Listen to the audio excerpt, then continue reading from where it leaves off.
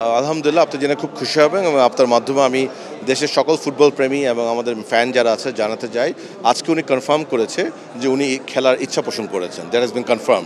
এখন আমরা চিন্তা করছি গোয়িং ফরওয়ার্ড ওনার প্রসেসে কতক্ষণ সময় লাগবে এবং উনি কোন কোন খেলার জন্য অ্যাভেলেবল থাকতে পারবে সে ব্যাপারটা আমরা এক দুদিনের মধ্যে আলাপ করে সিদ্ধান্ত নেব।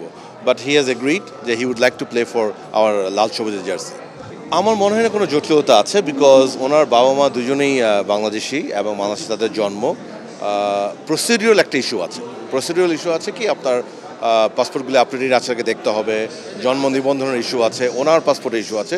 সো এখানে একটা মিনিমাম সময় লাগবেই। আমাদের তরফ থেকে আমরা তো এক্সপেরাইট করবো এবং যত তাড়াতাড়ি সম্ভব করবো ইনশাল্লাহ। এর পরের ধাপ হচ্ছে ফিফাতে।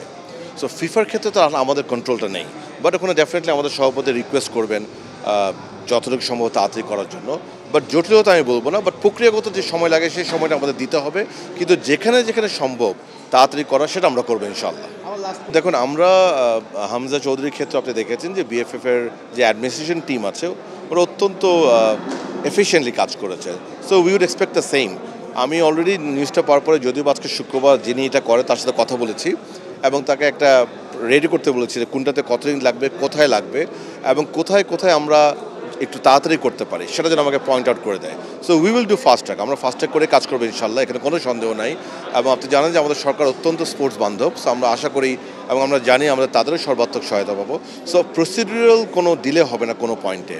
ফিফার ক্ষেত্রে আমরা আশা করব, অনুরোধ করব যেন ওরা তাড়াতাড়ি করে, বিকজ আমরা তো চাবো যেহেতু এখন ইচ্ছা পোষণ করেছে যত তাড়াতাড়ি ওনাকে আমরা অ্যাকোমোডেট করতে পারি। সো সেভাবে আমরা কাজ করব। দেখুন, আমি it's will be very tough, কোনো সন্দেহ নাই, বাট আমরা জুনের 10 তারিখকে মাথা রেখেই কাজ করব।